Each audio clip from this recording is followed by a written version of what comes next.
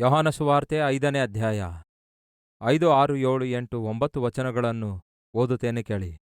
ಅಲ್ಲಿ 38 ವರ್ಷದಿಂದ ರೋಗಿಯಾಗಿದ್ದ ಒಬ್ಬ ಮನುಷ್ಯನಿದ್ದನು. ಅವನು ಬಿದ್ದಿರುವುದನ್ನು ಯೇಸು ಕಂಡು, ಇವನು ಹೀಗಾಗಿ ಬಹುಕಾಲವಾಗಿದೆ ಎಂದು ತಿಳಿದು, ನಿನಗೆ ಸ್ವಸ್ಥವಾಗಲಿಕ್ಕೆ ಮನಸ್ಸುಂಟೋ ಎಂದು ಅವನನ್ನು ಕೇಳಿದ್ದಕ್ಕೆ ಆ ರೋಗಿಯು, ಸ್ವಾಮೀ, ನೀರು ಉಕ್ಕುವಾಗ ನನ್ನನ್ನು ಕೊಳದೊಳಗೆ ಇಳಿಸುವವರು ಒಬ್ಬರೂ ಇಲ್ಲ. ನಾನು ಬರುವುದರೊಳಗೆ ನನಗಿಂತ ಮುಂದಾಗಿ ಮತ್ತೊಬ್ಬನು ಇಳಿಯುತ್ತಾನೆ ಅಂದನು. ಯೇಸು ಅವನಿಗೆ ಹೇಳಿದ್ದೇನೆಂದರೆ, ಎದ್ದು ನಿನ್ನ ಹಾಸಿಗೆಯನ್ನು ಹೊತ್ತುಕೊಂಡು ನಡೆ ಎಂದು ಹೇಳಿದನು. ಆ ಕ್ಷಣವೇ ಆ ಮನುಷ್ಯನು ಸ್ವಸ್ಥನಾಗಿ ತನ್ನ ಹಾಸಿಗೆಯನ್ನು ಹೊತ್ತುಕೊಂಡು ನಡೆದನು. 14ನೇ ವಚನ. ಇದಾದ ಮೇಲೆ ಯೇಸು ದೇವಾಲಯದಲ್ಲಿ ಅವನನ್ನು ಕಂಡುಕೊಂಡು, ನಿನಗೆ ಸ್ವಸ್ಥವಾಯಿತಲ್ಲಾ, ಇನ್ನು ಮೇಲೆ ಪಾಪ ಮಾಡಬೇಡ, ನಿನಗೆ ಹೆಚ್ಚಿನ ಕೇಡು ಬಂದಿತು ಅಂದನು. ಆ ಮನುಷ್ಯನು ಅಲ್ಲಿಂದ ಹೋಗಿ, ನನ್ನನ್ನು ಸ್ವಸ್ಥ ಮಾಡಿದವನು ಯೇಸುವೇ ಎಂದು ಯೆಹೂದ್ಯರಿಗೆ ತಿಳಿಸಿದನು. ಆ ದಿನ ಆ ದೀನಹೀನ ಸ್ಥಿತಿಯಲ್ಲಿರುವಂತಹ ವ್ಯಕ್ತಿ ತನ್ನ ಬಾಧೆಯಲ್ಲ, ತನ್ನ ಗೋಳೆಯಲ್ಲ ಯೇಸುವಿಗೆ ಹಂಚಿಕೊಂಡಾಗ, 3 ವಿಷಯಗಳನ್ನು ಮಾಡು ಎಂದು ಬಿದ್ದಿರುವವನಿಗೆ ಯೇಸು ಹೇಳ್ತಾರೆ. 1, ಎದ್ದೇಳು ಅನ್ನುತ್ತಾರೆ. 2ನೇದು, ಹಾಸಿಗೆ ಹೊತ್ತುಕೋ ಅನ್ನುತ್ತಾರೆ. 3ನೇದಾಗಿ, ನಡೆ ಅನ್ನುತ್ತಾರೆ. 3 ಆಜ್ಞೆ ಯೇಸು ಕೊಡ್ತಾರೆ. 1ನೇ ಆಜ್ಞೆ, ಎದ್ದೇಳು ಅಂದಾಗ ಬಿದ್ದಿದ್ದಂಥವನು ಮೆಲ್ಲಗೆ ಎದ್ದ. ಪ್ರಿಯರೇ, ಎದ್ರೆ ಸಾಕಾಗಲ್ಲ, ಹಾಸಿಗೆ ಹೊತ್ತುಕೋ ಅಂದಾಗ ತಕ್ಷಣವೇ ಹಾಸಿಗೆ ಹೊತ್ತುಕೊಳ್ತಾನೆ. ಪ್ರಿಯರೇ, ಹಾಸಿಗೆ ಹೊತ್ತುಕೊಂಡ್ರೆ ಸಾಕಾಗಲ್ಲ, ನಡೆ ಅನ್ನುತ್ತಾರೆ ಯೇಸು. ಆಗ ನಡೆಯಲು ಆರಂಭಿಸುತ್ತಾನೆ. ಪ್ರಿಯರೇ, ಅದೇ ಸ್ಥಳದಲ್ಲಿ 20 ವರ್ಷಗಳಿಂದ, 25 ವರ್ಷಗಳಿಂದ, 15 ವರ್ಷಗಳಿಂದ ಬಿದ್ದಿರುವಂಥವರೆಲ್ಲರೂ ಕೂಡ ಬಾಯಿ ತೆರೆದು ನೋಡುತ್ತಾ ಮೌನವಾಗಿ ನಿಂತ್ಕೊಂಡ್ರು. ಪ್ರಿಯರೇ, ಆಶ್ಚರ್ಯದಿಂದ ವಿಸ್ಮಯಗೊಂಡ್ರು. ಪ್ರಿಯರೇ, ಸಹೋದರ ಸಹೋದರಿಯರೇ, ಬಿದ್ದವರಾಗಿದ್ದೀರೋ? ಮಾನಸಿಕವಾಗಿ ಕುಗ್ಗಿ ಹೋಗಿದ್ದೀರೋ? ಯೇಸು ಹೇಳಿರುವ ಮಾತು ನೀವು ಕೇಳುವುದಾದರೆ ನಿಮ್ಮ ಸುತ್ತಲಿರುವವರು ಆಶ್ಚರ್ಯಗೊಳ್ಳುವ ಹಾಗೆ ನನ್ನ ದೇವರು ನಿಮ್ಮ ಜೀವಿತದಲ್ಲಿ ಅದ್ಭುತ ಕಾರ್ಯ ಮಾಡಬಲ್ಲರು. ಆದರೆ ಕೇಳಿ ಪ್ರಿಯರೇ, ಎದ್ದೇಳು ಅಂದಾಗ ಎದ್ದೇಳುತ್ತಾನೆ. ಹಾಸಿಗೆ ಹೊತ್ತುಕೋ ಅಂದಾಗ ಎದ್ದೇಳು ಅನ್ನುವಾಗ ಎದ್ದಿದ್ದೇನೆ ಯೇಸುವೇ, ಅಷ್ಟು ಸಾಕು. ಹಾಸಿಗೆ ಹೊತ್ಕೊಂಡು ಹೋದ್ರೆ ಮತ್ತೆ ಇಲ್ಲಿ ಬರ್ಲಿಕ್ಕಾಗೋದಿಲ್ವಲ್ಲ?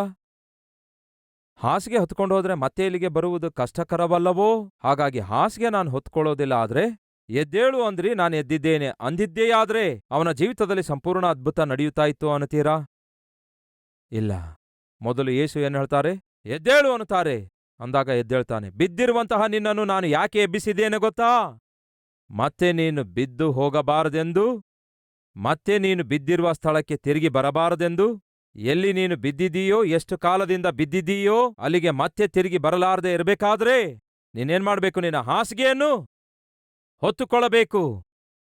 ಯಾಕೆಂದ್ರೆ ಹಾಸಿಗೆ ಮತ್ತೆ ಅಲ್ಲೇ ಇದ್ದಿದ್ದೇ ಆದ್ರೆ ಈ ವ್ಯಕ್ತಿ ಮತ್ತೆ ಸಾಯಂಕಾಲ ಅನ್ನಷ್ಟೊತ್ತಿಗೆ ಬರುತ್ತಾ ಇದ್ದ, ಬಂದು ಮತ್ತೆ ಅಲ್ಲೇ ಮಲಗುತ್ತಾ ಇದ್ದ. ಯೇಸುವಿನ ಆಸೆ ಏನಾಗಿದೆ ಗೊತ್ತಾ? ನೀವು ಕೂಡ ಎಲ್ಲಿ ಬಿದ್ದಿದ್ದೀರೋ ಅಲ್ಲಿಗೆ ಮತ್ತೆ ತಿರುಗಿ ಬರುವವರಾಗಿ ಇರಬಾರದು. ಯಾವ ಪಾಪದಲ್ಲಿ ನೀವು ಬಿದ್ದಿದ್ದೀರೋ, ಯಾವ ಚಟಕ್ಕೆ ನೀವು ದಾಸರಾಗಿದ್ದೀರೋ, ಯಾವ ಪಾಪಿಷ್ಟ ಸ್ಥಳಕ್ಕೆ ಹೋಗಲು ನೀವು ರೂಢಿಯಾಗಿದ್ದೀರೋ ಆ ಸ್ಥಳಕ್ಕೆ ಮತ್ತೆ ನೀವು ತಿರುಗಿ ಬರುವವರಾಗಿ ಇರಬಾರದು. ಯಾವ ಕೆಲಸಕ್ಕೆ ಬಾರದ ಕೆಟ್ಟ ಗುಂಪಿನೊಳಗೆ ಸೇರಿಕೊಂಡಿದ್ದೀರೋ ಮತ್ತೆ ಆ ಕೆಲಸಕ್ಕೆ ಬಾರದ ಕೆಟ್ಟ ಗುಂಪಿನೊಳಗೆ ನೀವು ಸೇರುವವರಾಗಿರಬಾರದು. ಎದ್ದೇಳು, ಹಾಸಿಗೆ ಹೊತ್ತುಕೊಂಡು ಇಲ್ಲಿಂದ ನಡೆ ಅನ್ನುತ್ತಾರೆ. ಅವನು ಎದ್ದೇಳ್ತಾನೆ, ಹಾಸಿಗೆ ಹೊತ್ತುಕೊಳ್ತಾನೆ, ಎದ್ದು ನಡೆಯುತ್ತಾನೆ. ಯೇಸು ಹೇಳಿರುವಂತಹ 3 ಕಾರ್ಯಗಳನ್ನು ಮಾಡುತ್ತಾನೆ. ನಿಮ್ಮ ಜೀವಿತದಲ್ಲಿಯೂ ಅದ್ಭುತ ನಡೆಯಬೇಕೆಂದು ಆಶಿಸುತ್ತಿದ್ದೀರಾ? ಹಾಗಾದರೆ ನೀವು ಸಂಪೂರ್ಣವಾಗಿ ಯೇಸುವಿನ ಮಾತಿಗೆ ವಿಧೇಯರಾಗಬೇಕು. ಅರ್ಧ ವಿಧೇಯರಾದ್ರೆ ನಡೆಯಲ್ಲ. ಯೇಸುವೇ ಎದ್ದೇಳು ಅಂದ್ರಿ, ಎದ್ದಿದ್ದೇನೆ. ಅಬ್ಬಾ ಅಬ್ಬಾ ಎದ್ದಿದ್ದೇನೆ, ಆದರೆ ಇಲ್ಲಿಂದ ಮಾತ್ರ ಹೊರಗೆ ಹೋಗುವ ಸಾಧ್ಯತೆ ಇಲ್ಲ ಯೇಸುವೆ. ಯಾಕೆಂದ್ರೆ ಇವರೆಲ್ಲರೊಂದಿಗೆ ನಾನು ಬೇರ್ಪಡಲಾರದಂತಹ ಬಾಂಧವ್ಯ ಇಟ್ಕೊಂಡಿದ್ದೇನೆ. 20 ಇಯರ್ಸ್ ಫ್ರೆಂಡ್ಶಿಪ್ ಇಟ್ಕೊಂಡಿದ್ದೇನೆ. 30 ವರ್ಷದ ಫ್ರೆಂಡ್ಶಿಪ್ ಇದೆ. ಅವನು ನಾನಿಲ್ಲದೆ ಬದುಕಲ್ಲ ಯೇಸುವೆ. ಹೀಗೆ ಹೇಳುವಂಥವ್ರು ಇದ್ದೀರಾ ನಮ್ಮ ಮಧ್ಯ? ಬ್ರದರ್, ನಾನು ಮತ್ತೆ ಎದ್ದೇಳು ಅಂದ್ರೆ ಎದ್ದೇಳ್ತೇನೆ, ಆದ್ರೆ ಅವರಿಂದ ದೂರ ಇರು ಅಂದ್ರೆ ನನ್ನಿಂದ ಆಗಲ್ಲ ಯೇಸುವೆ. ಅವಳಿಂದ ದೂರ ಇರು ಅಂದ್ರೆ, ಅಯ್ಯೋ ಅವಳು ಸಾಯ್ತಾಳೆ ಯೇಸುವೆ. ಏನಂತೆ, ಏನಾಗ್ತಾಳಂತೆ? ಹೆಂಡತಿ ಸಾಯಲಂತೆ, ಅವಳಾದ್ರೆ ಸಾಯ್ತಾಳಂತೆ. ಅವಳು ಸಾಯ್ತಾಳೆ ಯೇಸುವೆ ನಾನಿಲ್ಲದಿದ್ರೆ, ಅವನು ಸಾಯ್ತಾನೆ ಯೇಸುವೆ ನಾನಿಲ್ಲದಿದ್ರೆ. ಒಂದು ದಿನ ಒಬ್ಬ ಹುಡುಗಿ ಬಂದು ನನಗೆ ಈ ರೀತಿಯಾಗಿ ಹೇಳಿದಳು, ಅಯ್ಯ ಇವನಿಗಾಗಿ ಪ್ರಾರ್ಥಿಸಿ, ಇವನಿಗೋಸ್ಕರ ಪ್ರಾರ್ಥಿಸಿ ಅಂದಳು. ಇವನು ಇವನು ಇವನು ಅನ್ನುವಾಗ ತಮ್ಮನೋ ಅಣ್ಣನೋ ಅಂದ್ಕೊಂಡೆ, ಅಲ್ಲ ಅಂತೆ, ಗಂಡ ಅಂತೆ. ಇವನಿಗಾಗಿ ಪ್ರಾರ್ಥಿಸ್ರಿ, ಇವನಿಗಾಗಿ ಪ್ರಾರ್ಥಿಸ್ರಿ ಅಂದಳು. ಇವನಿಗೆ ಉದ್ಯೋಗ ಇಲ್ಲ, ಏನೂ ಇಲ್ಲ, ನಾನಿಲ್ಲದಿದ್ರೆ ಬದುಕಲ್ಲ. ಏನೋ ಈ ಪ್ರಪಂಚ. ಸಹೋದರ ಸಹೋದರಿಯರೇ, ಕೇಳ್ತಿದ್ದೇನೆ, ಬಿಟ್ಟು ಬಿಡಲಾರದ ಕೆಟ್ಟ ಬಾಂಧವ್ಯಗಳು ಏನಾದರೂ ಇವೆಯಾ? ಯೇಸು ಹೇಳ್ತಾರೆ, ಅವುಗಳನ್ನು ಮುರಿದುಕೊಳ್ಳಿರಿ. ಈ ಕೆಲಸಕ್ಕೆ ಬಾರದ ಮನುಷ್ಯರೊಂದಿಗೆ, ಕೆಲಸಕ್ಕೆ ಬಾರದ ಬಾಂಧವ್ಯಗಳೊಂದಿಗೆ, ಕೆಲಸಕ್ಕೆ ಬಾರದ ಕೆಟ್ಟ ಸ್ನೇಹಿತರನ್ನು ಏರ್ಪಡಿಸಿಕೊಂಡಿದ್ದು ಸಾಕು. ಅವರೊಂದಿಗೆ ನೀವು ಬಿದ್ದು ಹೋಗಿ ಬಿದ್ದ ಸ್ಥಳದಲ್ಲೇ ಇದ್ದಿದ್ದು ಸಾಕು. ಸಂಬಂಧ ಮುರಿದುಕೊಳ್ಳಿರಿ. ಇಲ್ಲಿಂದ ನೀವು ಈಗ ಹೊರಡಿರಿ. ಆ ವ್ಯಕ್ತಿ ಏನ್ ಮಾಡ್ತಾನೆ ಗೊತ್ತಾ? ಎದ್ದೇಳ್ತಾನೆ. ಇನ್ನೆಂದಿಗೂ ನಾನು ಹಿಂತಿರುಗಿ ಬರುವವನು ಅಲ್ಲ ಎಂಬ ತೀರ್ಮಾನ ತೆಗೆದುಕೊಳ್ತಾನೆ. ಹಾಸಿಗೆ ಹೊತ್ತುಕೊಳ್ತಾನೆ. ಅಲ್ಲಿಂದ ನಡೆಯುತ್ತಾ ಅಲ್ಲೇ ಬಿದ್ದಿರುವವರ ಮಧ್ಯದೊಳಗಿಂದ ಹೊರಟು ಹೋಗುತ್ತಾನೆ. ಮೊದಲು ಯೇಸು ಆಶಿಸಿದ್ದು ಏನು ಗೊತ್ತಾ? ಯಾರೆಲ್ಲ ಇವನನ್ನು ಹೀಯಾಳಿಸಿದರೋ, ಯಾರೆಲ್ಲ ಇವನಿಗೆ ಕೀಳಾಗಿ ನೋಡಿದರೋ, ಯಾರೆಲ್ಲ ಪಾಪ ಎದ್ದೇಳಬೇಕೆಂದು ಪ್ರಯತ್ನಿಸಿದಾಗ, ಬದುಕನ್ನು ಬದಲಾಯಿಸಿಕೊಳ್ಳಬೇಕೆಂದು ಪ್ರಯತ್ನಿಸಿದಾಗ ಪ್ರತಿ ಸಾರಿ ಮಾತಿನಿಂದ ಅವನನ್ನು ಕೆಳಗೆ ಬೀಳಿಸಿದರೋ, ಅವರೆಲ್ಲರ ಮಧ್ಯದಲ್ಲಿ ಮೊದಲು ಯೇಸು ಏನ್ಮಾಡ್ತಾರೆ? ಎದ್ದೇಳಿಸುತ್ತಾರೆ. ಹೀಯಾಳಿಸುವಂತಹ, ಗೇಲಿ ಮಾಡುವಂತಹ, ಇಲ್ಲವೇ ಅಡಗಿಸಿ ಬಿಡುವಂಥವರ ಮಧ್ಯದೊಳಗಿಂದ ಯೇಸು ಅವನಿಗೆ ಏನ್ಮಾಡ್ತಾರೆ? ಹೊರಗಡೆ ಕರೆತರುತ್ತಾರೆ. ಅಲ್ಲಿಗೆ ನಿಲ್ಲುವುದಿಲ್ಲ. ಯೆರೂಸಲೇಮಿನ ಬೀದಿಗಳಲ್ಲಿ ಅವನಿಗೆ ಏನ್ಮಾಡ್ತಾರೆ ಗೊತ್ತಾ? 38 ವರ್ಷಗಳಿಂದ ಬಿದ್ದಿರುವವನನ್ನು ನಡೆಸಿ ಆ ಯೆರೂಸಲೇಮ್ ಪಟ್ಟಣದಲ್ಲಿರುವಂತಹ ಪ್ರತಿಯೊಬ್ಬರಿಗೂ ದೇವರು ಎಷ್ಟು ದೊಡ್ಡ ದೇವರಾಗಿದ್ದಾರೆ ಎಂದು ಅವರೆಲ್ಲರೂ ಗ್ರಹಿಸಿಕೊಳ್ಳುವ ಹಾಗೆ, ಆಶ್ಚರ್ಯಪಡುವ ಹಾಗೆ ಅವರ ಮಧ್ಯದಲ್ಲಿ ನಡೆದುಕೊಂಡು ಹೋಗ್ತಾನೆ. ಪ್ರಿಯರೇ, ಮೊದಲು ನೀವು ಕೂಡ ಎಲ್ಲಿ ಬಿದ್ದವರಾಗಿದ್ದೀರೋ ಹಾಗೆ ನೀವು ಬಿದ್ದಿರುವ ಸ್ಥಳದಲ್ಲಿ ಸುತ್ತಲೂ ಇರುವವರಿಗೆ ಗೊತ್ತಾಗಬೇಕು ನೀವು ಎದ್ದಿದ್ದೀರಿ ಎಂದು. ಯೇಸು ನಿಮ್ಮನ್ನು ಮೇಲಕ್ಕೆ ಎಬ್ಬಿಸಿದ್ದಾರೆಂದು, ಬಿದ್ದಿರುವ ಸ್ಥಿತಿಯಿಂದ ಎಬ್ಬಿಸಿದ್ದಾರೆ ಎಂಬುದಾಗಿ. ಅಂದರೆ ಮತ್ತೆ ಆ ಪಾಪದ ತಂಟೆಗೆ, ಪಾಪಿಷ್ಟ ಮನುಷ್ಯರ ತಂಟೆಗೆ, ಪಾಪಿಷ್ಟ ಸ್ಥಳಗಳಿಗೆ, ಪಾಪಿಷ್ಟ ಪ್ರಜೆಗಳ ಬಳಿಗೆ ನೀವು ತಿರುಗಿ ಹೋಗದಂತೆ ಅವರೆಲ್ಲರಿಂದ ಯೇಸು ನಿಮ್ಮನ್ನು ಬೇರ್ಪಡಿಸಿದ್ದಾರೆಂದು ಅವರಿಗೆ ಗೊತ್ತಾಗಬೇಕು. ಎರಡನೇದು, ಯೇಸು ಏನು ಹೇಳ್ತಾರೆ? ಎದ್ದೇಳು, ಎದ್ದು ನಿನ್ನ ಮನೆಗೆ ಹೋಗು ಅನ್ನುತ್ತಾರೆ. ಎಲ್ಲಿಗೆ ಹೋಗು ಅನ್ನುತ್ತಾರೆ? ನಿನ್ನ ಮನೆಗೆ ಹೋಗು ಅನ್ನುತ್ತಾರೆ. ಎದ್ದು ಅವನು ನಡ್ಕೊಂಡು ಹೋಗ್ತಿರುವಾಗ ಏನಾಯ್ತು ನೋಡೋಣ ಬನ್ನಿ. 9ನೇ ವಚನ. ಆ ಕ್ಷಣವೇ ಆ ಮನುಷ್ಯನು ಸ್ವಸ್ಥನಾಗಿ ತನ್ನ ಹಾಸಿಗೆಯನ್ನು ಹೊತ್ತುಕೊಂಡು ನಡೆದನು. ನಡೆದನು ಅಂದರೆ ಅರ್ಥವೇನು? ಎದ್ದನು ಎಂದು ಅರ್ಥ ಅಲ್ಲವೇ? ಎದ್ದೇಳದಿದ್ದರೆ ನಡೀಲಿಕ್ಕಾಗುತ್ತಾ? ಎದ್ದೇಳುತ್ತಾನೆ, ಹಾಸಿಗೆ ಹೊತ್ತುಕೊಳ್ತಾನೆ, ನಡೆದುಕೊಂಡು ಹೋಗುತ್ತಾನೆ. ಆದರೆ ಆ ದಿನ ಸಬ್ಬತ್ ದಿನವಾಗಿತ್ತು. ಹೀಗಿರುವುದರಿಂದ ಯೆಹೂದ್ಯರು ಸ್ವಸ್ಥವಾದವನಿಗೆ, ಈ ಹೊತ್ತು ಸಬ್ಬತ್ ದಿನವಾಗಿದೆ, ನೀನು ಹಾಸಿಗೆಯನ್ನು ಹೊರುವುದು ಸರಿಯಲ್ಲ ಎಂದು ಹೇಳಿದರು. ಎಂತಹ ದುರ್ಮಾರ್ಗಿಗಳು ನೋಡಿ ಇವರು! ಎಷ್ಟು ದುರ್ಮಾರ್ಗಿಗಳು ನೋಡಿ! ಯೇಸು ಕ್ರಿಸ್ತನು ಒಬ್ಬ ಬಿದ್ದಿರುವ ವ್ಯಕ್ತಿಯನ್ನು, 38 ವರ್ಷಗಳಿಂದ ಬಿದ್ದಿರುವ ವ್ಯಕ್ತಿಯನ್ನು ವಾಸಿ ಮಾಡಿದರೆ, ಹಾಗೆ ವಾಸಿ ಮಾಡಿದವನನ್ನು ನೋಡಿ ಏನಿದು ಅದ್ಭುತ, ಏನಿದು ಆಶ್ಚರ್ಯ ಕಾರ್ಯ! ನಮ್ಮ ಕಣ್ಮುಂದೆಯೇ 38 ವರ್ಷಗಳಿಂದ ಬೆತ್ಸತ್ತ ಕೊಳದ ಬಳಿಯಲ್ಲಿ ಬಿದ್ದಿದ್ದ.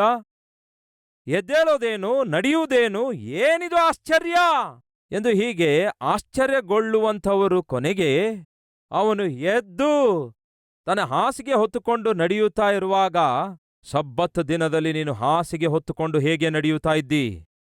ಅವರಿಗೆ ಬೇಕಾದದ್ದು ಒಬ್ಬರು ಬದಲಾಗುವಂಥದ್ದಲ್ಲ. ಒಬ್ಬರು ಬದಲಾಗುವುದನ್ನು ನೋಡ್ಲಿಕ್ಕೂ ಆಗಲ್ಲ, ಬದಲಾಯಿಸುವಾತನಲ್ಲಿಯೂ ಕೂಡ ನಂಬಿಕೆ ಇಡಲ್ಲ. ವಿಮರ್ಶಿಸುವುದು ಮಾತ್ರವೇ ಅವರ ಕೈಲಾಗ್ತದೆ. ಮತ್ತೆ ಹೇಳ್ತೇನೆ ಕೇಳಿ, ಸಾಧಾರಣವಾಗಿ, ಸಹಜವಾಗಿ ವಿಮರ್ಶಿಸುವಂಥವರಿಗೆ ಸೇವೆ ಇರುವುದಿಲ್ಲ, ಸಾಕ್ಷಿ ಇರುವುದಿಲ್ಲ, ಸರಿಯಾದ ಸಭೆ ಕೂಡ ಇರುವುದಿಲ್ಲ. ಆ ದಿನ ಯೇಸುಕ್ರಿಸ್ತನು 38 ವರ್ಷಗಳಿಂದ ಬಿದ್ದಿರುವವನನ್ನು ವಾಸಿ ಮಾಡಿದರೆ, ವಾಸಿಯಾದವನು ಯೆರೂಸಲೇಮಿನ ಬೀದಿಗಳಲ್ಲಿ ಆರಾಮಾಗಿ ನಡ್ಕೊಂಡು ಹೋಗುತ್ತಿರುವಾಗ, ತನ್ನ ಮನೆಗೆ ಅವನು ಹೋಗುತ್ತಿರುವಾಗ ಸಂತೋಷದಿಂದ ಚಪ್ಪಾಳೆ ತಟ್ಟುವುದರ ಬದಲಿಗೆ, ಸಬ್ಬತ್ ದಿನದಲ್ಲಿ ನೀನು ಈ ರೀತಿಯಾಗಿ ಹಾಸಿಗೆ ಹೊತ್ತುಕೊಂಡು ಹೋಗೋದು ಎಷ್ಟರ ಮಟ್ಟಿಗೆ ಕರೆಕ್ಟ್ ಆಗಿದೆ ಎಂದು ಹೀಗೆ ವಾಸಿಯಾದಂತಹ ಅವನನ್ನು ನೋಡಿ ಸಂತೋಷ ಪಡಲಿಲ್ಲ. ವಾಸಿ ಮಾಡಿರುವ ಯೇಸುವನ್ನು ನೋಡಿಯೂ ಘನಪಡಿಸಲಿಲ್ಲ. ಆದರೆ ಏನ್ಮಾಡಿದ್ರು? ವಿಮರ್ಶಿಸಿದ್ರು. ಅಂದರೆ ಅರ್ಥವೇನೆಂದರೆ, ಸಹೋದರ ಸಹೋದರಿಯರೇ, ನಿಮ್ಮ ಜೀವಿತದಲ್ಲಿ ನೀವು ಏನೇ ಮಾಡಿದ್ರೂ ಸಹ ನಿಮ್ಮ ಜೀವಿತದಲ್ಲಿ ವಿಮರ್ಶಿಸುವಂಥವರು ಎದುರಾಗ್ತಾರೆ. ಇದನ್ನು ಜ್ಞಾಪಕದಲ್ಲಿಟ್ಕೊಳ್ಳಿ. ಹಾಗಾಗಿ ನಿಮ್ಮನ್ನು ವಿಮರ್ಶಿಸುವಂಥವರನ್ನು, ನಿಂದಿಸುವಂಥವರನ್ನು, ಹೀಯಾಳಿಸುವಂಥವರನ್ನು, ತೀರ್ಪು ತೀರಿಸುವಂಥವರನ್ನು ಯಾವತ್ತೂ ಲೆಕ್ಕಿಸಬೇಡಿ. ಯಾಕೆಂದರೆ ಅವರ ಕುರಿತು ಆಲೋಚಿಸಿ ನಿಮ್ಮ ಮನಸ್ಸು ಹಾಳು ಮಾಡಿಕೊಳ್ಳುವುದಾಗಲಿ, ನಿಮ್ಮ ಆಲೋಚನೆ ಹಾಳು ಮಾಡಿಕೊಳ್ಳುವುದಾಗಲಿ, ನಿಮ್ಮ ಸಮಯ ಹಾಳು ಮಾಡಿಕೊಳ್ಳುವುದಾಗಲಿ ಯಾವತ್ತಿಗೂ ಮಾಡಬೇಡಿ. ಯಾವಾಗ ನೀವು ಉದ್ಧಾರವಾಗ್ತೀರೋ, ಯಾವಾಗ ನೀವು ಆಶೀರ್ವದಿಸಲ್ಪಡ್ತೀರೋ, ಯಾವಾಗ ನೀವು ಬೇರೆ ಯಾರು ಹೊಂದಿಕೊಳ್ಳಲಾರದ ಅದ್ಭುತ ನಿಮ್ಮ ಜೀವಿತದಲ್ಲಿ ನಡೆಯುತ್ತದೋ, ಆನಂದಿಸುವಂಥವರಿರ್ತಾರೆ, ಕರ್ತನನ್ನು ಮಹಿಮೆ ಪಡಿಸುವಂಥವರಿರ್ತಾರೆ. ಅದೇ ಸಮಯದಲ್ಲಿ ವಿಮರ್ಶಿಸಿ ಅಹಂಕಾರದಿಂದ ಮಾತಾಡೋರು ಕೂಡ ಇರ್ತಾರೆ. ಕರ್ತನು ನನಗೆ ಕಲಿಸಿದ್ದೇನು ಗೊತ್ತಾ? ಯಾರೇ ಆಗಲಿ ನನಗೆ ವಿಮರ್ಶಿಸಿ ಮಾತಾಡಿದ್ರೂ ಕೂಡ, ವಿಮರ್ಶಿಸಿದ್ರೂ ಕೂಡ ಅವನಿಗೆ ಯಾವ ಕೆಲಸ ಇಲ್ಲ ಎಂದರ್ಥ. ಅಂಥವರ ಕುರಿತು ಒಂದು ನಿಮಿಷವೂ ಕೂಡ ನೀನು ಆಲೋಚಿಸಿ ನಿನಗಿರುವ ಶ್ರೇಷ್ಠವಾದ ಕೆಲಸವನ್ನು ನಿರ್ಲಕ್ಷ್ಯ ಮಾಡಬೇಡೆಂದು ಕಲಿಸಿದ್ರು. ಎರಡನೇದು, ಅವನು ನಡೆದುಕೊಂಡು ಹೋಗುತ್ತಾನಂತೆ. ಅವನು ನಡೆದುಕೊಂಡು ಹೋಗುತ್ತಿರುವಾಗ ಪಟ್ಟಣವೆಲ್ಲ ನೋಡಿತು. ಕೇಳಿರಿ ಸಹೋದರ ಸಹೋದರಿಯರೇ, ನಿಮ್ಮ ಜೀವಿತದಲ್ಲಿ ದೇವರು ಅದ್ಭುತ ಮಾಡುವಾಗ, ನಿಮ್ಮ ಜೀವಿತವನ್ನು ದೇವರು ಬದಲಾಯಿಸುವಾಗ ಮೊದಲು ನಿಮ್ಮನ್ನು ಹೀಯಾಳಿಸಿದವರು ಅದನ್ನು ಗುರುತಿಸಬೇಕು. ಅವರ ಮಧ್ಯದಲ್ಲಿ ನೀವು ಸಾಕ್ಷಿಯಾಗಿ ಜೀವಿಸಬೇಕು. ನಿಮ್ಮನ್ನು ಕೀಳಾಗಿ ನೋಡಿದಂಥವರು, ನಿಮ್ಮ ಮೇಲೆ ಗೇಲಿ ಮಾಡಿದಂಥವರು, ನಿಮ್ಮ ಮೇಲೆ ಜೋಕ್ ಮಾಡಿದಂಥವರು ಯಾವ ರೀತಿಯಾಗಿ ದೇವರು ನಿಮ್ಮನ್ನು ಮೇಲೆ ಕೆತ್ತಿದ್ದಾರೋ ಎಂಬುದಾಗ ಅವರ ಮಧ್ಯೆ ನೀವು ಸಾಕ್ಷಿಯಾಗಿ ನಿಲ್ಲಬೇಕು. ಎರಡನೇದು, ನೀವು ಯಾವ ಹಳ್ಳಿಯಲ್ಲಿ ಇರುತ್ತಾ ಇದ್ದೀರೋ, ಯಾವ ಪಟ್ಟಣದಲ್ಲಿ ಇರುತ್ತಾ ಇದ್ದೀರೋ, ಯಾವ ಪ್ರಜೆಗಳ ಮಧ್ಯದಲ್ಲಿ ಇರುತ್ತಾ ಇದ್ದೀರೋ, ಯಾವ ಪ್ರದೇಶದಲ್ಲಿ ಇರುತ್ತಾ ಇದ್ದೀರೋ, ಅವರೆಲ್ಲರಿಗೂ ಕೂಡ ಯೇಸು ನಿಮ್ಮ ಜೀವಿತದಲ್ಲಿ ಮಾಡಿರುವಂತಹ ಮಹೋಪಕಾರವನ್ನು, ಮಹಾ ಅದ್ಭುತವನ್ನು ಅವರು ಗ್ರಹಿಸಿಕೊಳ್ಳುವ ಹಾಗೆ ಅವರ ಮಧ್ಯದಲ್ಲಿ ನೀವು ಸಾಕ್ಷಿಯಾಗಿ ಸಂಚರಿಸಬೇಕು. ಮೊದಲನೇದಾಗಿ, ನಿಮಗೆ ಗೇಲಿ ಮಾಡಿ, ಹೀಯಾಳಿಸಿ, ಕೀಳಾಗಿ ನೋಡಿ, ನಿಮ್ಮ ಮೇಲೆ ಜೋಕ್ ಮಾಡಿ, ನಿಮ್ಮ ಬಗ್ಗೆ ಕೆಟ್ಟದಾಗಿ ಮಾತಾಡಿರುವವರ ಮಧ್ಯದಲ್ಲಿ ನೀವು ಎದ್ದೇಳಬೇಕು. ಕರ್ತನಿಗೋಸ್ಕರ ಸಾಕ್ಷಿಯಾಗಿ ನಿಲ್ಲಬೇಕು. ಎರಡನೇದು, ನೀವಿದ್ದ ಸ್ಥಳದಲ್ಲಿ ಕರ್ತನ ಸಾಕ್ಷಿಗಾಗಿ ಏನ್ಮಾಡಬೇಕು? ಹೇಳ್ತೇನೆ ಕೇಳಿ, ಸಂಚರಿಸಬೇಕು. ಕರ್ತನಿಗೋಸ್ಕರ ನೀವು ಸಾಕ್ಷಿಯಾಗಿ ನಡೆಯಬೇಕು. ಆ ನಂತರ ಏನಾಯ್ತೆಂದು ನೋಡೋಣ ಬನ್ನಿ. 14ನೇ ವಚನ. ಇದಾದ ಮೇಲೆ ಯೇಸು ಅವನನ್ನು ದೇವಾಲಯದಲ್ಲಿ ಕಂಡುಕೊಂಡನು. ಚೆನ್ನಾಗಿದೆ. ವಾಸಿಯಾದವನು ಎಲ್ಲಿ ಕಾಣಿಸ್ತಿದ್ದಾನೆ? ಹೇಳ್ತೇನೆ ಕೇಳಿ, ದೇವಾಲಯದಲ್ಲಿ ಕಾಣಿಸಿಕೊಳ್ತಿದ್ದಾನೆ. ಕೆಲವು ಸಂದರ್ಭಗಳಲ್ಲಿ ಆರೋಗ್ಯ ಸರಿಯಿಲ್ಲದಕ್ಕೆ ಒದ್ದಾಡಿದವರಾಗಿ ದೇವರಿಗೆ ಪ್ರಾರ್ಥನೆ ಮಾಡಿದಾಗ, ದೇವರು ನಿಮ್ಮನ್ನು ಸ್ವಸ್ಥಪಡಿಸಿದಾಗ, ನೀವು ಚೇತರಿಸಿಕೊಂಡ ನಂತರ ಇವಾಗ ಆರೋಗ್ಯವಾಗಿ ಬಲವಾಗಿದ್ದೇನೆ ಸಾಕಪ್ಪ, ಎಲ್ಲಿ ಸಾಯ್ತೇನೆ ಅಂದ್ಕೊಂಡೆ ನಾನು.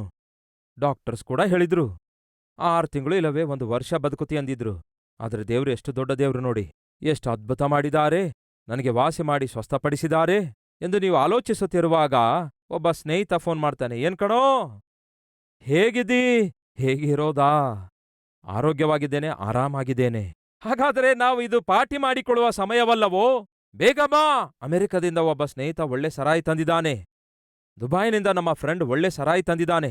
ನಿನ್ ಬಗ್ಗೆ ಅವನು ಕೇಳ್ತಿದ್ದಾನೆ ಅಂದಾಗ ಇವನಿಗೆ ಒಂಥರ ಸೆಳೆಯುತ್ತಾ ಇರುತ್ತೆ. ದೇವರು ಸ್ವಸ್ಥಪಡಿಸಿದ್ದು ಎದಕ್ಕಾಗಿ? ಮತ್ತೆ ಹಳೆ ಸರಾಯಿಕಾಗಿಯೋ? ಮತ್ತೆ ಹಳೆ ಸ್ನೇಹಕ್ಕಾಗಿಯೋ? ಮತ್ತೆ ಪಾಪಿಷ್ಟ ಸ್ಥಳಕ್ಕಾಗಿಯೋ? ಇಲ್ಲ ಪ್ರಿಯರೇ, ಮತ್ಯಾವುದಕ್ಕಾಗಿ? ಕರ್ತನನ್ನು ಸೇವಿಸುವುದಕ್ಕಾಗಿ, ಕರ್ತನನ್ನು ಸನ್ಮಾನಿಸುವುದಕ್ಕಾಗಿ, ಸ್ತುತಿಸುವುದಕ್ಕಾಗಿ, ಕರ್ತನ ಸಮಾಜದೊಂದಿಗೆ ಸೇರಿದವರಾಗಿ ಆರಾಧಿಸುವುದಕ್ಕಾಗಿ, ಕರ್ತನ ಸನ್ನಿಧಿಯಲ್ಲಿ ಕಾಣಿಸಿಕೊಳ್ಳುವುದಕ್ಕಾಗಿ ದೇವರು ನಿಮಗೆ ವಾಸಿ ಮಾಡಿದಾರೆಂದು ಮರೆಯಬೇಡಿ ಪ್ರಿಯರೇ.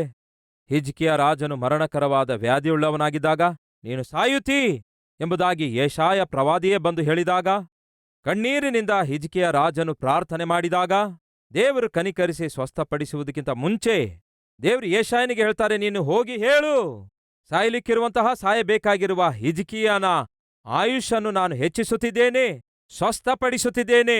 3ನೇ ದಿನದಲ್ಲಿ ಅವನು ನನ್ನ ಆಲಯಕ್ಕೆ ಹತ್ತಿ ಹೋಗಬೇಕೆಂದು ಹೇಳು. ವಾಸಿ ಮಾಡುತ್ತೇನೆ. ಯಾಕೆ ವಾಸಿ ಮಾಡುತ್ತೇನೆ ಗೊತ್ತಾ? ನನ್ನ ಸನ್ನಿಧಿಯಲ್ಲಿ ನನ್ನನ್ನು ಆರಾಧಿಸುವ ಹಾಗೆ ಅರ್ಥವಾಯ್ತಾ ಸಹೋದರ ಸಹೋದರಿಯರೇ? ದೇವರು ನಿಮಗೊಂದು ಒಳ್ಳೆಯ ಉದ್ಯೋಗ ಕೊಟ್ರೆ ಆ ಉದ್ಯೋಗವನ್ನು ಆಧಾರ ಮಾಡಿಕೊಂಡು ಡೇ ನೈಟ್ ಶಿಫ್ಟ್ಗಳನ್ನು ಮಾಡಿ ಆಲಯ ನಿರ್ಲಕ್ಷ್ಯ ಮಾಡುವುದಕ್ಕಾಗಿ ಅಲ್ಲ. ದೇವರನ್ನು, ದೇವರ ಆಲಯವನ್ನು ನಿರ್ಲಕ್ಷ್ಯ ಮಾಡುವುದಕ್ಕಾಗಿ ಅಲ್ಲ ದೇವರು ನಿಮಗೊಂದು ಒಳ್ಳೆಯ ಉದ್ಯೋಗ ಕೊಟ್ಟಿರೋದು. ಏನ್ ಬ್ರದರ್, ಯಾಕೆ ಸಭೆಗೆ ಬರ್ತಿಲ್ಲ? ಏನ್ ಬ್ರದರ್, ಸಮಯವೇ ಸಿಗ್ತಿಲ್ಲ. MNC ಕಂಪನಿಯಲ್ಲಿ ಕೆಲಸ ಮಾಡ್ತಿದ್ಯಾನಲ್ಲವೇ? ನಮಗೇನೋ ರಾತ್ರಿ, ಅವರಿಗೇನೋ ಹಗಲಲ್ಲವೇ? ಹಾಗಾಗಿ ನೈಟೆಲ್ಲ ಕೆಲಸ ಮಾಡ್ತಿದ್ದೇನೆ, ಡೇ ಎಲ್ಲ ಮಲಗುತ್ತಿದ್ದೇನೆ. ಸಭೆಗೆ ಬರುವುದಕ್ಕಾಗಿ ಟೈಮ್ ಸಿಗ್ತಾ ಇಲ್ಲ ಬ್ರದರ್. ಜಾಗ್ರತೆ.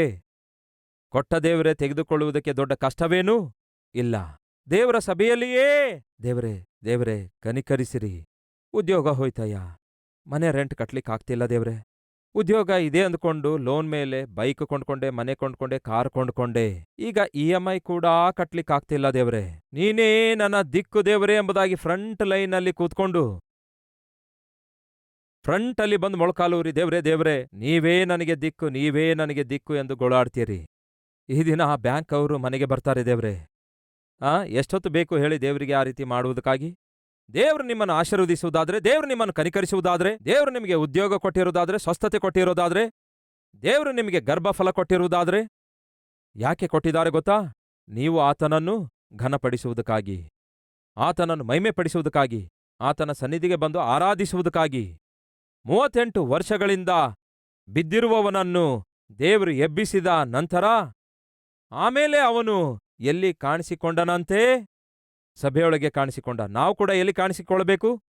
ಹೇಳ್ತೇನೆ ಕೇಳಿ, ದೇವರ ಸನ್ನಿಧಿಯಲ್ಲಿ ಕಾಣಿಸಿಕೊಳ್ಬೇಕು. ಕೇಳಿ ಸಹೋದರ ಸಹೋದರಿಯರೇ, ಬಾರ್ ಅಂಡ್ ರೆಸ್ಟೋರೆಂಟ್ಗಳಲ್ಲಿ ಅಲ್ಲ, ನೈಟ್ ಕ್ಲಬ್ಗಳಲ್ಲಿ ಪಬ್ಗಳಲ್ಲಿ ಅಲ್ಲ, ಪಾಪಿಷ್ಟ ಸ್ಥಳಗಳಲ್ಲಿ ಅಲ್ಲ, ಪಾಪಿಷ್ಟ ವ್ಯಕ್ತಿಗಳಲ್ಲಂತೂ ಅಲ್ಲವೇ ಅಲ್ಲ. ದೇವರು ನಿಮ್ಮನ್ನು ಬದಲಾಯಿಸಲು ಕಾರಣ ನೀವು ಆತನನ್ನು ಆರಾಧಿಸಿ ಸೇವಿಸುವುದಕ್ಕಾಗಿ ದೇವಾಲಯದಲ್ಲಿ ಕಾಣಿಸಿಕೊಂಡ. ಬಹಳ ಸಂತೋಷ. ಹಾಗೆ ದೇವಾಲಯದಲ್ಲಿ ಅವನು ಕಾಣಿಸಿಕೊಂಡಾಗ ಯೇಸು ನೋಡ್ತಾರೆ. ನೋಡಿದಾಗ ಅದೇನೋ ಸ್ವಲ್ಪ ವ್ಯತ್ಯಾಸವಾಗಿ ಕಾಣಿಸಿಕೊಳ್ತಾನೆ. ಯಾಕೆಂದರೆ ದೇವಾಲಯದಲ್ಲಿ ಕಾಣಿಸಿಕೊಳ್ಳುವಂತೆ ಕಾಣಿಸಿಕೊಳ್ತಿದ್ದಾನೆ. ಆದರೆ ಯೇಸು ಕ್ರಿಸ್ತನು ಅವನಿಗೆ ನೋಡಿದಾಗ ವಾರ್ನಿಂಗ್ ಕೊಡಬೇಕಾಯ್ತು. ನೋಡ್ತಾರೆ. ನೋಡಿ ಏನೆಂದು ವಾರ್ನಿಂಗ್ ಕೊಡ್ತಾರೆ ನೋಡೋಣ ಬನ್ನಿ. ಇದಾದ ಮೇಲೆ ಯೇಸು ಅವನನ್ನು ದೇವಾಲಯದಲ್ಲಿ ಕಂಡುಕೊಂಡು, ಈಗೋ ಸ್ವಸ್ಥತೆ ಹೊಂದಿಕೊಂಡೆ, ಇನ್ನು ಹೆಚ್ಚು ಕೇಡು ನಿನಗುಂಟಾಗಲಾರದ ಹಾಗೆ ಇನ್ನು ಮೇಲೆ ಪಾಪ ಮಾಡಬೇಡ ಅನ್ನುತ್ತಾರೆ. ನೀನು ಮಾಡಿರುವ ಪಾಪವೇ 38 ವರ್ಷಗಳವರೆಗೂ ನಿನ್ನನ್ನು ಬಿದ್ದಿರುವಂತೆ ಮಾಡಿತು.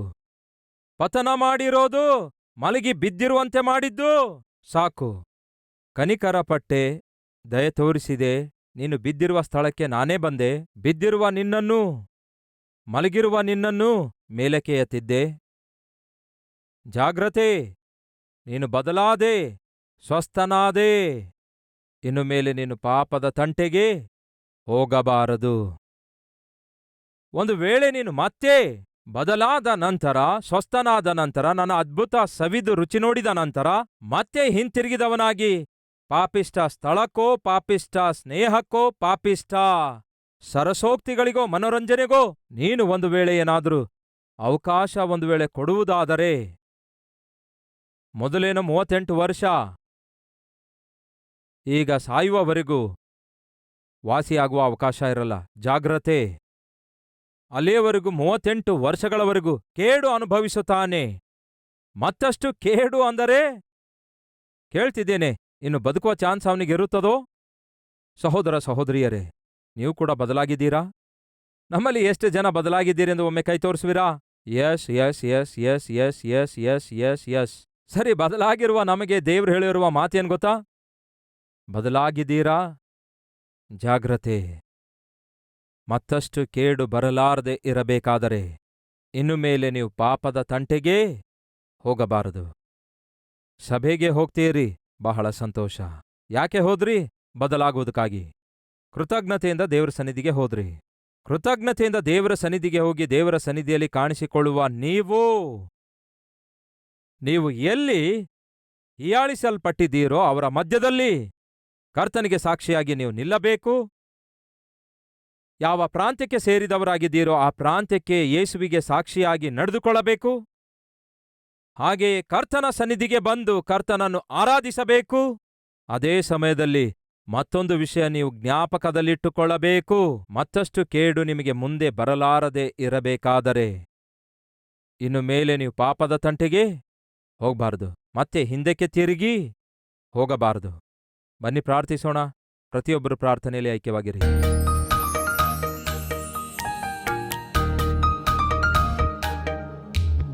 ಮಹಾಪರಿಶುದ್ಧನಾದ ಪ್ರೀತಿಯುಳ್ಳ ತಂದೆಯೇ, ಬಹುಶ್ರೇಷ್ಠವಾದ ಸಂದೇಶವನ್ನು ದೇವರೇ 38 ವರ್ಷಗಳಿಂದ ಬಿದ್ದಿರುವವನ ಜೀವಿತದ ಮುಖಾಂತರ ನಮಗನುಗ್ರಹಿಸಿದ್ದಕ್ಕಾಗಿ ಸ್ತೋತ್ರ ದೇವರೇ. ನನಗೆ ಯಾರಿದ್ದಾರೆ ಎಂಬುದಾಗಿ ಅಂದುಕೊಳ್ಳುವವರು ಬಹಳಷ್ಟು ಜನ ಇದ್ದಾರೆ ದೇವರೇ.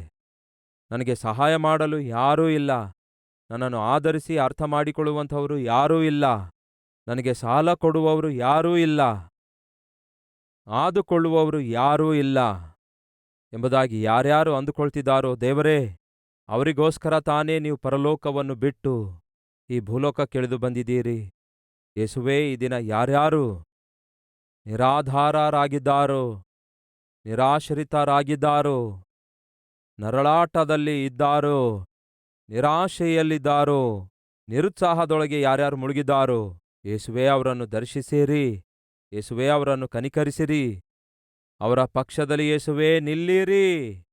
ಅವರನ್ನು ಕೂಡ ಎಬ್ಬಿಸಿ ನಿಲ್ಲಿಸಿರಿ. ನಕ್ಕಿದವರ ಮಧ್ಯದಲ್ಲಿಯೇ, ನಗುವಿನ ಪಾಲು ಮಾಡಿದಂಥವರ ಮಧ್ಯದಲ್ಲಿಯೇ ದೇವರೇ, ಆ ನಿನ್ನ ಮಕ್ಕಳನ್ನು ಎಬ್ಬಿಸಿ ನಿಲ್ಲಿಸಿರಿ. ನಿಮ್ಮ ಸಾಕ್ಷಿಗಳನ್ನಾಗಿ ನಿಲ್ಲಿಸಿರಿ. ನಿಮ್ಮ ಮಹತ್ಕಾರ್ಯಗಳ ವಿಷಯದಲ್ಲಿ ಸಾಕ್ಷಿಗಳನ್ನಾಗಿ ನಿಲ್ಲಿಸಿರಿ. ನಿಮ್ಮ ಅದೃಶ್ಯವಾದ ಹಸ್ತದ ವಿಷಯದಲ್ಲಿ ಸಾಕ್ಷಿಗಳನ್ನಾಗಿ, ಸಾಧನಗಳನ್ನಾಗಿ ನಿಲ್ಲಿಸಿರಿ. ಆ ದಿನ 38 ವರ್ಷಗಳಿಂದ ಬಿದ್ದಿರುವವನನ್ನು ಎಬ್ಬಿಸಿ ನಿಲ್ಲಿಸಿದಿರಲ್ಲವೇ, ನಡೆಸಿದೀರಲ್ಲವೇ ದೇವರೇ. ಬದಲಾಯಿಸುವಂತಹ ಮಹಾದೊಡ್ಡ ದೇವರು ನೀವೇ ಆಗಿದ್ದೀರಲ್ಲವೋ. ಅಂತಹ ನಿಮ್ಮ ಬಳಿಗೆ ಹಾಳಾದ ವ್ಯಕ್ತಿ ಬರುವುದಾದರೆ ಬದಲಾಗುತ್ತಾನಲ್ಲವೇ. ಆ ಕಾರ್ಯವೇ ನಡೆಯಬೇಕು ಕಲ್ವರಿಸುವ ವೀಕ್ಷಕರಲ್ಲಿ. ಹುಡುಕರು ಬದಲಾಗಬೇಕು, ಅಲೆಮಾರಿಗಳು ಬದಲಾಗಬೇಕು, ಮತ್ತು ಪದಾರ್ಥಗಳಿಗೆ ಮತ್ತು ಪಾನೀಯಗಳಿಗೆ ಬಂಧಿತರಾಗಿದ್ದಂಥವರು ಬಿಡುಗಡೆಯಾಗಿ ಬದಲಾಗಬೇಕು. ಬದಲಾಯಿಸುವಂತಹ ಶಕ್ತಿ ನಿಮ್ಮಲ್ಲಿ ಇದೆ ಅಲ್ಲವೇ ಯೇಸುವೇ? ನಿಮ್ಮಲ್ಲಿ ಮಾತ್ರ ಇದೆ ಅಲ್ಲವೇ? ಅದು ನಮ್ಮ ಮಧ್ಯದಲ್ಲಿ ಸಮೃದ್ಧಿಯಾಗಿ ಆ ನಿಮ್ಮ ಮಹಾಶಕ್ತಿಯನ್ನು ತೋರ್ಪಡಿಸಿರಿ. ಯಾರೇ ಆಗಲಿ, ಯಾವುದೇ ಸಮಯದಲ್ಲಾಗಲಿ ಈ ಕಾರ್ಯಕ್ರಮ ವೀಕ್ಷಿಸುವಾಗ ನಿಮ್ಮ ಮಹಿಮೆ ಅವರು ಅನುಭವಿಸಬೇಕು. ಪ್ರತಿಯೊಬ್ಬರೂ ಬದಲಾಗಬೇಕು. ಪ್ರತಿ ಕುಟುಂಬವೂ ಕಟ್ಟಲ್ಪಡಬೇಕು. ಯವ್ವನ ಮಕ್ಕಳು ದೇವರೇ ಬದಲಾದವರಾಗಿ ತಂದೆ ತಾಯಿಗಳಿಗೆ ಹೆಮ್ಮೆ ತರುವ ಹಾಗೆ, ನಿಮಗೆ ಮಹಿಮೆ ತರುವ ಹಾಗೆ ಜೀವಿಸಬೇಕು. ಪ್ರತಿ ಹೆಂಡತಿ, ಪ್ರತಿ ಗಂಡ ಬದಲಾದವರಾಗಿ ತಮ್ಮ ಕುಟುಂಬ ಬಹಳ ಚೆನ್ನಾಗಿ ಕಟ್ಟಿಕೊಳ್ಳಬೇಕು.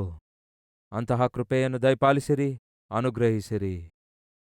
ನಮ್ಮೆಲ್ಲರನ್ನು ನಿಮ್ಮ ಕೈಗೆ ಒಪ್ಪಿಸುತ್ತಾ ಬಿತ್ತಲ್ಪಟ್ಟ ಈ ವಾಕ್ಯ ಫಲಿಸುವಂತೆ ಮಾಡಿರಿ ಎಂದು ಯೇಸುವಿನ ನಾಮದಲ್ಲಿ ಬೇಡಿ ಹೊಂದಿದ್ದೇವೆ ತಂದೆಯೇ, ಆಮೆನ್.